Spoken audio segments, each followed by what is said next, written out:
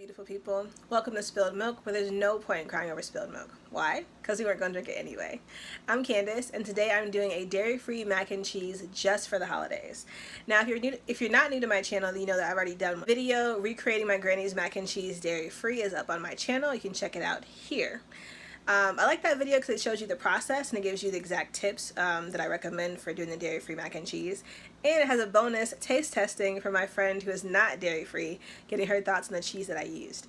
However, if you want a quick tutorial, you don't have a lot of time, you just want to know the steps, this is that video. Just like last video, I am using the Daiya cheddar style shreds in the cutting board collection. I do like those. I'm also probably going to use the So Delicious Cheddar Jack flavored shreds. I just already have this open and I don't want to waste it, so I figured it would be something good I can just throw in there for a little bit of variation.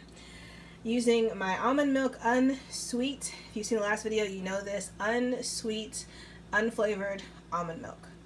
Egg, 1 or 2 depending on how big your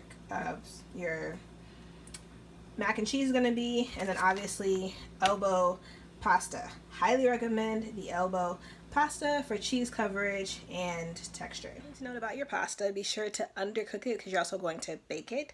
So you don't want it to obviously be crunchy, but you don't want to have it be fully cooked, so you also don't want to overcook it in the oven. Pasta is drained. I'm not going to transfer it to my container. Actually, both of them, because I made a lot of pasta.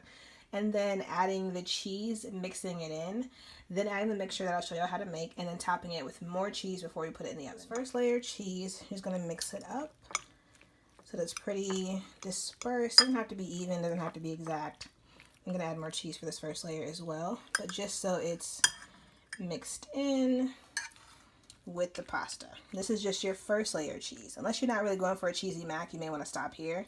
If you're going for the cheese, we're just getting started. Added more cheese to mix in, and now I'm going to make the part that will bind the mac together.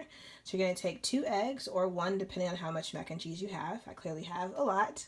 So 2 eggs, some milk, and some black pepper. Egg, pepper, milk mixture should look about like this. Be sure to thoroughly mix the eggs in, and also make sure your milk to egg ratio is good so you have way more milk than eggs, so there's no risk of scrambled eggs. So now you're going to make some pockets in the mac and cheese, and you're going to pour in the scrambled egg in the pocket. See that you can't really tell actually put anything in there, which is good. You don't want to pour it over the top. You want to make sure you're making little pockets and pouring it in. And now you just cover with as much cheese as you want and pop it in the oven. You want to add more cheese to the top, but otherwise mac and cheese is done. That's it, y'all. If you have any questions or comments, please leave them below. Like, share, subscribe, and catch me on the gram at Candace A. Spencer. Happy holidays.